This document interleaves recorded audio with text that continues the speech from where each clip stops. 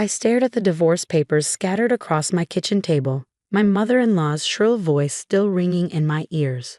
The morning had started normally enough. I was reviewing quarterly reports while enjoying my coffee when Margaret burst through my front door, waving papers and screaming about how her precious son deserved better. "You have until tonight to sign these," she spat, her designer handbag swinging wildly on her arm.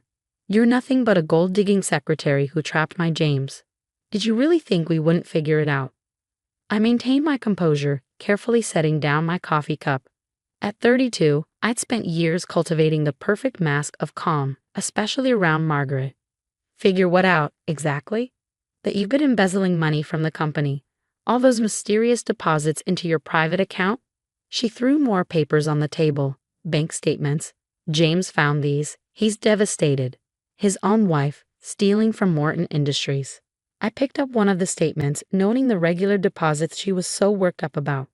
My quarterly dividend payments from Morton Industries, or as Margaret knew it, my embezzled funds. I had to admire James' investigative skills, even if his conclusions were hilariously wrong. "Did James show these to anyone else?" I asked quietly. "The whole board will know by Monday. You'll be lucky if you don't end up in jail." Margaret's perfectly styled hair was coming undone, her face flushed with righteous anger. "But if you sign these papers now, admit your guilt, and leave quietly, we might be convinced to show mercy." I thought about the board meeting scheduled for Monday, the quarterly shareholders meeting where I traditionally attended via video call, my camera off, using only my first initial and last name, E. Chen. Margaret and James had never questioned why their daughter-in-law shared a last name with the company's majority shareholder. They'd never even noticed. "And what about my position at the company?" I asked, playing along. Margaret sneered. "You really think you'll keep your secretarial job after stealing? You should be grateful we're not calling the police right now. James only held back because of his foolish feelings for you." I nodded slowly, remembering how I'd met James 5 years ago. I was doing one of my periodic undercover stints as a secretary, something I'd started doing to understand my company from the ground up. James had been sweet, genuine, and completely uninterested in status or money. I fell in love with his kindness, his integrity. When he proposed after a year of dating, I said yes without hesitation. But I hadn't counted on his family. Margaret had been horrified that her executive son was marrying just a secretary. She'd spent the last 4 years trying to break us up, convinced I was a gold digger despite the fact that I never asked James for money, lived within his means, and drove a modest car. "You have until 7 p.m., Margaret declared, straightening her channel jacket. "James will be here to collect the signed papers. If you haven't signed," she let the threat hang in the air. After she left, I sat quietly at my kitchen table, looking at the bank statements she'd thrown down. 4 years of careful planning, of keeping my true identity hidden to protect my relationship, all undone because James had gotten suspicious about my separate bank account. I picked up my phone and made 2 calls. The first to my lawyer, the second to my assistant, my real assistant, not the front I maintained at the office. "Sarah, I need you to move up the shareholders meeting to today. Emergency session, 2 p.m. And please make sure all board members attend in person." I paused, then added, "including James Morton and his father." "Yes, Ms. Chen. Should I prepare the quarterly reports?" "No need. I have something else in mind for this meeting." I spent the next few hours preparing, changing from my casual weekend clothes into one of the power suits I usually reserve for major business meetings. At 1:45 p.m., I walked into Morton Industries headquarters through the front door, not the side entrance I usually used when playing my secretary role. The security guard did a double take. He was used to seeing me in modest business casual attire, not Armani. "Mrs. Morton." "Miss Chen, actually," I corrected gently, holding up my CEO badge, the one I'd never had to use before. "I believe the board is expecting me." His eyes widened as he connected the dots. I could almost see the memories flashing through his mind. All the times he greeted me with casual friendliness, never realizing he was talking to the owner of the company. The elevator ride to the top floor was quiet. I used the time to center myself, to prepare for what was coming. The boardroom doors opened to a full house. Every member present, including my father-in-law Richard Morton and my husband James. "What is she doing here?" Margaret's voice cut through the quiet murmur of conversation. She'd apparently invited herself to the meeting, probably hoping to witness my downfall. This is a shareholders' meeting. I walked to the head of the table, where my usual empty chair waited. Yes, it is, I agreed, setting down my briefcase. And as the majority shareholder, I called it. The silence was absolute. James's face had gone pale, his father's red. Margaret looked like she'd been slapped. I believe there are some concerns about unusual deposits into my personal account. I continued, my voice steady. I thought we should address them immediately, rather than let rumors spread. This is impossible, Richard spluttered. Chen is standing right here, I finished. Elizabeth Chen, owner of 51% of Morton Industries shares. Or as some of you know me, Alina Morton, James's wife.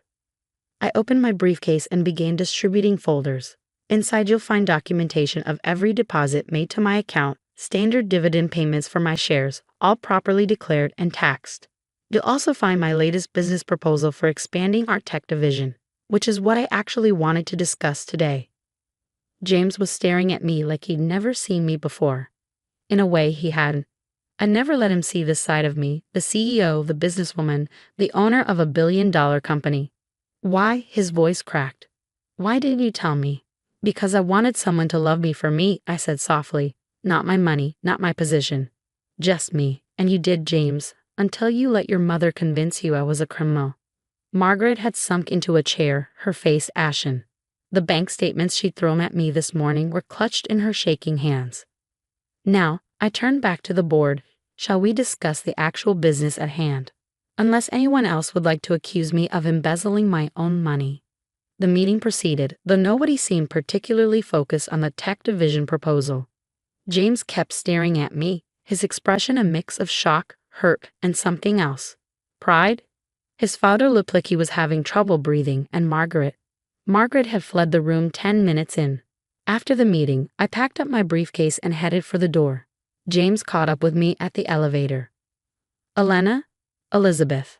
I don't even know what to call you anymore. You could try honey or sweetheart. Those worked fine this morning, I suggested, pressing the lobby button. I'm so sorry, he whispered. I should have talked to you directly about the bank statements. I should have trusted you. Instead, I listened to my mother and what? Decided to divorce me? Take everything I had? The elevator doors opened to the lobby. The irony is, James, I would have given you anything. All you had to do was ask. I walked through the lobby, aware of every eye on me, employees who'd known me as the quiet secretary suddenly realizing who I really was.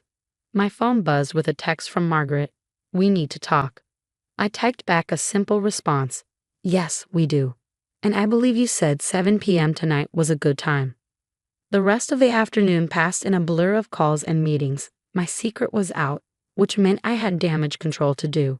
By 6:45 p.m., I was back home, changed into comfortable clothes, waiting for what promised to be an interesting evening. The doorbell rang at exactly 7 p.m. But when I opened it, I found not just James and Margaret, but Richard as well. They filed into my living room, our living room, technically since James and I had been living here together for 3 years. The divorce papers, Margaret began weakly, are unnecessary, I finished, unless James still wants a divorce. All eyes turned to my husband. He looked torn, confused, hurt. I don't know what I want anymore. I feel like I don't even know who you are. I'm exactly who I've always been, I said quietly. The only thing that's changed is now you know what's in my bank account. Which appears to be considerably more than we thought, Richard interjected. He'd been unusually quiet until now. Why maintain the charade? Why work as a secretary in your own company? Because the best way to understand a business is from the ground up. I do it every few years, spend time in different departments, different roles. It's how I know what my employees need, what works, what doesn't. I turned to James. Meeting you wasn't part of the plan. Falling in love with you definitely wasn't part of the plan. But you kept lying, Margaret accused, though her voice lacked its usual venom. I kept my privacy, I corrected. The only lie I told was about my position in the company. Everything else, who I am, what I believe in, how I feel about James, that was all real. Margaret sat stiffly on my couch, her earlier bravado completely deflated. The divorce papers she'd thrown at me this morning lay untouched on the coffee table between us. I still don't understand, James said, breaking the tense silence. All these years, watching my mother treat you like, like a gold digger? Like someone beneath you? I finished for him. Tell me, James, if I told you the truth when we met, would you have believed our relationship was real? Or would you have wondered if every woman who showed interest in you was just after your family's company? Understanding dawned in his eyes. As an executive son, he dealt with his share of social climbers. You wanted to be sure it was real. Yes, and it was real. Right up until this morning when you decided to trust your mother's accusations instead of talking to your wife. Richard cleared his throat. About those accusations, the board will need some kind of statement about today's revelations. I smiled coolly. You mean they'll need reassurance that their CEO isn't actually an embezzler? I think today's meeting cleared that up. Though we should probably address why a board member, you James, was investigating shareholders without proper authorization. James had the grace to look embarrassed. When I saw the deposits, I didn't know what to think. They matched our quarterly dividend schedules, but the amounts were exactly what someone owning 51% of the company would receive. I finished. Did you ever wonder why each had never attended meetings in person? Why they only joined by video camera off? We assumed they were overseas, Richard muttered. Singapore, maybe, given the name. You assumed what was convenient, I corrected. Just like you assumed your secretary daughter-in-law couldn't possibly be anything more than what she appeared. Margaret finally found her voice. All this time, you let me treat you like you must have been laughing at us. Actually, I was disappointed. I stood walking to my home office and returning with a thick folder.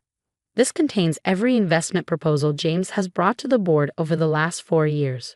Proposals that were repeatedly dismissed because they came from the boss's son.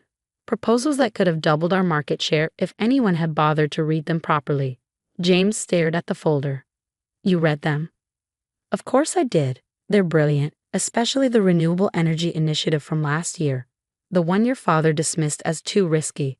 I've spent 6 months quietly laying the groundwork to implement it.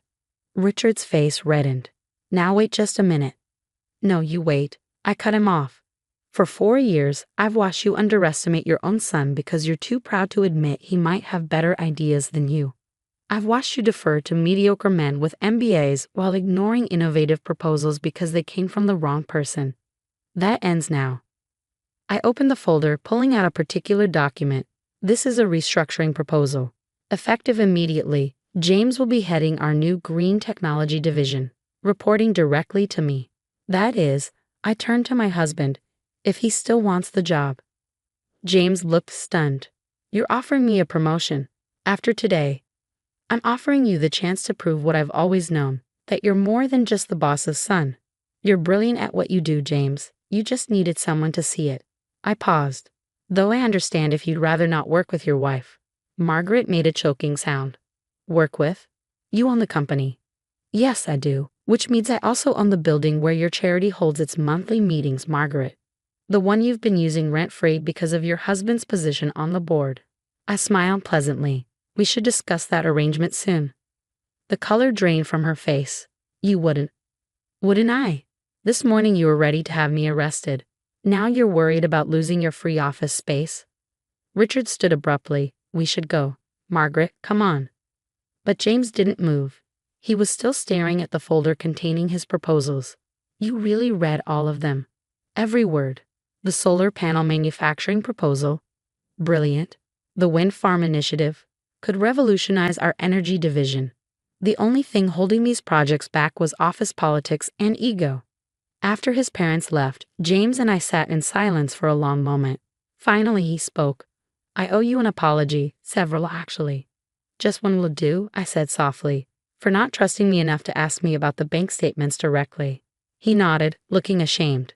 When Mom showed me her evidence, I let her get in my head. Again, like I always do. I know, it's why I never told you the truth. I was afraid that I'd choose them over you. He looked pained, like I did this morning. James, I love you. That hasn't changed. But yes, I worried that if you knew who I really was, your family's influence would poison it somehow. That your mother would convince you I had ulterior motives. That your father would make everything about business. Instead, I let them poison things anyway. He picked up the divorce papers from the coffee table. What do we do now? I took the papers and deliberately tore them in half. Now, we start over. With complete honesty this time. The next few weeks were interesting, to say the least. Word spread quickly through the company about my true identity. The employees who had known me as Elena, the secretary, were initially shocked, then amused as they recalled all their casual interactions with their CEO. James threw himself into his new role with passion, finally free to implement his ideas without his father's shadow looming over him. The renewable energy initiative was already showing promising results. Margaret, unsurprisingly, tried to save face by telling her society friends she'd always known there was something special about me. I let her keep her charity's office space with a proper lease this time, at market rate. Richard struggled the most with the change in dynamics. Having to report to his daughter-in-law, especially one he'd dismissed for years, was a bitter pill to swallow. But his quarterly performance reviews left him no choice but to adapt. 6 months after the failed divorce attempt, James and I were having dinner at our favorite restaurant, the same casual place we frequented when he thought I was just the secretary. "You know what's funny?" he said, stealing a fry from my plate just like he always had. "Nothing's really changed between us. You're still you. Do you expect me to suddenly start wearing a crown and demanding to be carried around on a golden throne?" He laughed. "Mom did. She's still waiting for you to start acting like her idea of a billionaire. Is that why she keeps sending me links to mansions for sale? And yacht catalogs. Don't forget those." I smiled, remembering the latest glossy brochure that had appeared in our mailbox. "Should we tell her we're happy in our regular house with our regular cars?" "Nah, let her keep trying. It's the most civil she's ever been to you." He had a point. Margaret had done a complete turnaround, now bragging to anyone who would listen about her brilliant daughter-in-law who ran a Fortune 500 company. She even started defending me to her society friends. Quite a change from the woman who'd thrown divorce papers at me and accused me of theft. "Speaking of changes," James said, suddenly serious. "I've been thinking about something you said that day, about why you worked as a secretary periodically, understanding the company from the ground up." He nodded. "I'd like to do that too. Start over in an entry-level position. Learn the business properly, not as the boss's son, not as an executive, just as me." I felt my heart swell with pride. This was the man I'd fallen in love with, humble, eager to learn, always trying to improve. "I think that's an excellent idea," I said. "But you should know, office romances are generally discouraged." He grinned, "Even with the CEO?" "Especially with the CEO. Although, I pretended to consider it. I might make an exception for the right candidate." As we finished our dinner, I thought about how differently things might have turned out if I'd signed those divorce papers that morning. If I'd let Margaret's cruelty and James' doubt drive me away. Instead, I'd stood my ground, revealed my truth, and given James the chance to prove he was the man I always believed him to be.